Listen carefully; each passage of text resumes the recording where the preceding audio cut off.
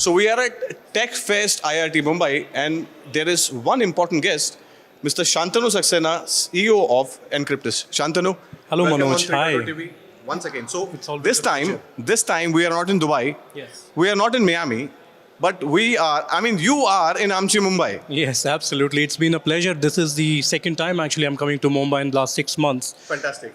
It's literally the Indian ecosystem that's pulling me to be a part of this amazing startup journey that we are witnessing from various crypto companies.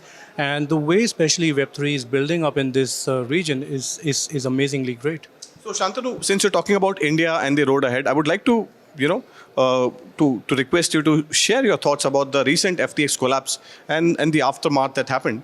We have seen a lot of cascading impact. I mean, if you go back a bit, we have seen the same thing that happened with the Terra Luna episode. I mean, the stablecoin, then people are talking about algorithmic stablecoins are not that great.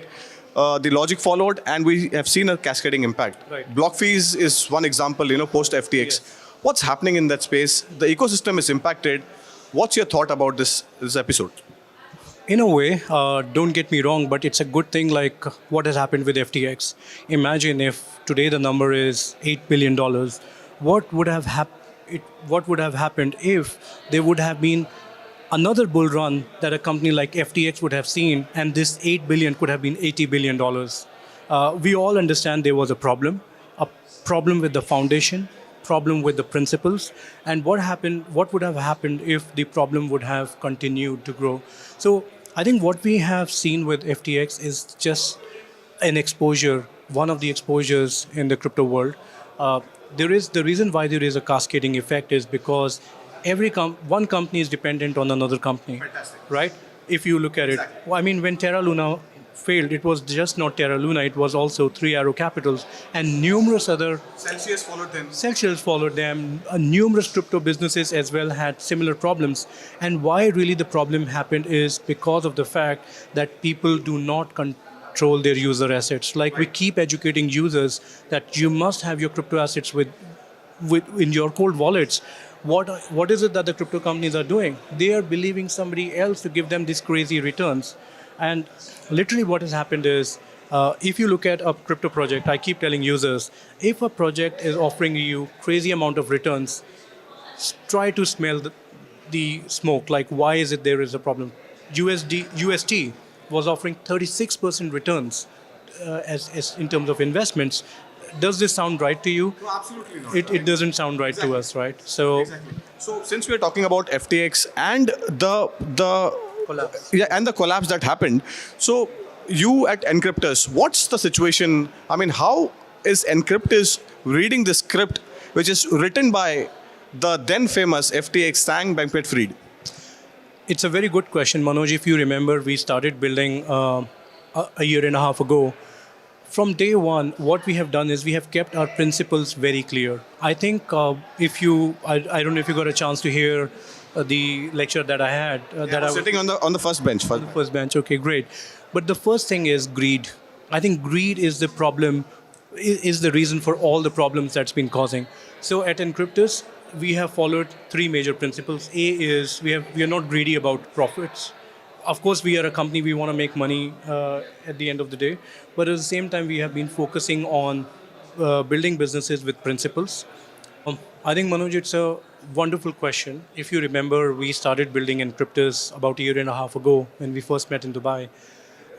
Nothing much has changed. Actually, if you look at what we are doing, we are building a very simple product that is crypto to fiat and fiat to crypto. Yeah, right? exactly. That's That the is actual the business model of Encryptus. model, right? Exactly. We have always focused on licensing and regulations. Every single money or cryptos that comes into our ecosystem is verified, is checked to make sure that we are dealing with clean customers, clean money, and clean cryptos. That's principle number 2. Principle number 3 is no matter what the amount is of the transaction, if the amount is clean, only then are we executing the orders for our users.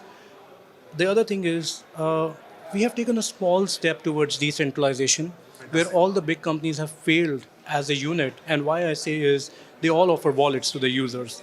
What we believe is the wallet should not be given to the users. It should be the user's choice to decide what wallets, they want to bring in. Fantastic. Whether they want to bring a cold wallet, they want to bring a hard wallet, an exchange wallet, it's their choice. But at the end of the day, the idea for us is to promote cold wallets. Your keys is your cryptos. Hashtag, right? That's what we have been promoting. Fantastic. So at Encryptus, we have seen actually of November on records. I can say we recorded November as the best month for our business. We saw over 120%, 115% increase in new users, and that's the same one month where we also saw over 110% increase in reactivation of old users. So basically, the users who were not using Encryptus. That number is actually, it's very interesting. I would like to do a follow-up question on that. Sure. At a time when, let me frame this question correct to you. Okay. FTX went down Right. in November, roughly around November First 11th. week, I think. First week, November 11th, they filed some Sometime chapter. around first Yeah, week. some week, yeah. And Encryptus recorded 120% growth. So how did you manage to, first of all, garner that market share? And what was the motivation behind it? And what was the business plan, first of all? As I said, we did nothing extraordinary. All what we were doing is slowly people are trying to understand what is the purpose that Encryptus is solving. Are we looking at compliances? The answer is yes. Are we looking at regulations? The answer is yes. Are we keeping the users' assets on our platform? The answer is no. No. Right? Fantastic. Which also means that in today's time, we have more money on our platform rather than user assets. So in our platform, so we are not an exchange. We are a crypto to fiat and fiat to crypto company, an on-ramp and an off-ramp company. Perfect. Also, what has happened is it's not just we have done something extraordinary, but also a lot of these users are not trusting probably exchanges and they want to use an OTC desk because OTC kind of gives an immediate conversion to crypto to fiat and fiat to crypto. I'll give you an example. Imagine you want to buy cryptocurrencies from us. Step one is, of course, KYC that you have to do with us. It's all on the platform, so it's all automated. Mobile and email, both. So we use desktop, so we do not have an app. The other thing then you do is you whitelist a bank account, you whitelist a wallet. Now the wallets, as soon as you add to our platform, it's checked on a real-time basis with a coin monitoring company that we support in the background. Only if the wallets are clean can they be added to the platform. Fantastic. Right? Now on the banking side, how do we know? By doing this, you are taking care of the money laundering and We the are other making bad sure- actors. You are eradicating. So we are making, at least from our side, we are making sure that the cryptos that comes from us goes to the clean wallet. Fantastic. Right? Of course, with KYC, we have identified the user. The third thing is we also check the bank accounts. The money, so basically when you whitelist a bank account, it's not like you add a bank account, it's added. It goes to our backend team who approves the bank account as well. So it's a hybrid model, right? So this is where I think we have seen a value that the users see that whatever they deposit, they get the cryptos back to their wallets immediately. However, we noticed that 90% of the market actually liquidated their crypto positions to get fiat into their bank account. Exactly. This is what we have seen. Exactly. So, long story short, the story has already been very long, but what we have done is we have not compromised on the principles, we have not compromised on our users. We have only managed orders where we can support the liquidity by ourselves, and we do not offer crazy products like DeFi, ThatFi, GameFi. We don't, because we believe that if there can be a company who can solve the most common problem of crypto to fiat and fiat to crypto, you're doing something all right with regulations and compliances. Fantastic. First of all, congratulations on this number. I mean, the business model is running, as like a BMW. So since we are talking about Encryptus, so we'll move forward. Right. And there are a lot of concerns in the cryptocurrency market. We are talking about regulations. Just a while back, you mentioned about regulations in your speech, which we were attending. Right. So how serious is this issue, Shantnoo? And since you are mentioning about stringent checks and balances policy as far as your KYC is concerned, so going forward, what will be the role regulations will play? If you can just highlight that. I think the first thing has to really start with education. User education is going to play a very, very important role. If you check all the past interviews that we have done, the first thing I've always focused is education. Is always education. And not just from the user point of view. I mean, let's look at Japan. I was giving this example while we were in the conference. the thing why FTX users Japan did not lose any money because there were checks and controls in place. So what you need from a regulator is not just a policy, but an implementation of that policy as well, right? If I'm asking what is the contingency policy, like what happens if an exchange goes down, it should not just be a policy, but it should be a plan that can be implemented. Probably the regulators must, we do fire drills, wherein the building guys switch on the fire alarms and check whether the people evacuate the building or not. Maybe they should do random checks on crypto companies, especially 150 years ago, New York Stock Exchange was considered to be the hub of gambling, right? But proper checks, licensing, compliances came in, and I think this is what really we are pro. We want regulations and compliances, and we also want an implementation. Over compliance and under compliance will both kill the business. I mean, my logic is pretty simple. We have to think beyond traditional compliance, and we must look at the modern tools that's available for coin monitoring, fiat inflows, fiat outflows. And once these tools are integrated within an ecosystem, that's where you will see a value. Reporting has to be important. Like imagine if I've come across a user who is a bad user, every country should have a very clear process. And I think as travel rule comes into the picture, we discussed about this in Miami. I think it will bring a lot of credibility as well, and it will clean up a lot of unclean companies which are there in the market. So since you are talking about a lot of suggestions as far as, making this ecosystem a better place to live in. So we enter our last segment. This is about the 2023 outlook since we are in December. And what do you think, Shantanu, will be the face of 2023? What is your expectations?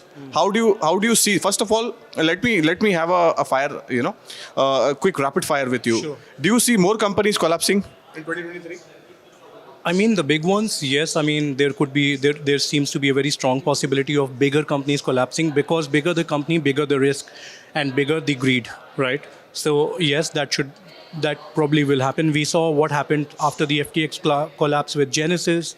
We also saw, of course, Alameda Capital. We saw BlockFi, and these are such huge names who cannot hide. So they have to come out in the market, in the open, and say, how about medium and small little companies, who were investing users' money into BlockFi projects, and they were thinking like we are able to give returns. So those names have not even come out. So I think that's number one. That is probably. So your view on CBDC and its impact in the cryptocurrency market? Well, honestly, I really need to understand CBDC better, and I want to understand how will it really solve a major problem to what Bitcoin and Ethereum is able to solve. And we really have to see an active use case of CBDC as well. We just don't want a digital rupee and say that we are pro CBDC. So I think it's yet to happen. We have to see the right implementation and how will the users adopt and how will the companies adopt to CBDC. I mean, I'm not against the idea if a government can keep an eye on all my spendings. Yes, if they want to bring in transparency, it has to be both ways. Not just you take all the user data with you. So, Manoj, if you try to analyze this discussion, I'm not trying to sound like I'm not against regulations. I love regulations, but I like balanced regulations. One last question before we let you go. Is the next big leap of growth in this ecosystem, is it going to be yet another time from the metaverse, NFT, or you have a different idea about it? I don't know what's going to be the next. I mean, people are talking about Web3. But again, Manoj, I don't want to sound negative. I really want crypto companies to deliver the promise with which they started building. I think that is not happening because I've seen numerous crypto projects who started as DeFi, then they became NFT, and today they are Web3. On what basis? Are we trying to capture and get the attention of the investors and the users and say, hey, we are a Web3 company and does it sound cool? Is that the reason why we are doing it? So I think everything is not a token project. You cannot build an ecosystem like there cannot be 22,000 tokens that's existing, and what value are they adding is very, very important, right? B is exchanges have a very, very crucial role to play by listing and making sure that they're listing the right tokens on the platform. Right. C is, as I said, users must be educated as well. And D, while the crypto companies are building projects, they have to think about regulators, what they're building. They have to think about compliances. They have to think about the effects. We always think about the best case scenario, but why is it like companies don't think about the worst case scenario. Exactly. Right? I think when you combine the 4 or 5 elements together, and especially the worst case scenario element, you will see progress coming in. So, educating the viewers, that's a word coming in from Shantanu. Shantanu, thank you so much for talking to 3.0 TV. You spoke really well about the entire ecosystem, what all aspects the regulator needs to focus on. The customers and the companies and the customers should select the right wallet. Thank you so much, sir, for talking to 3.0 TV. And yeah, you're welcome, sir. Thank you so much. Bye bye. Thank you very much, Manoj. Thank you, guys.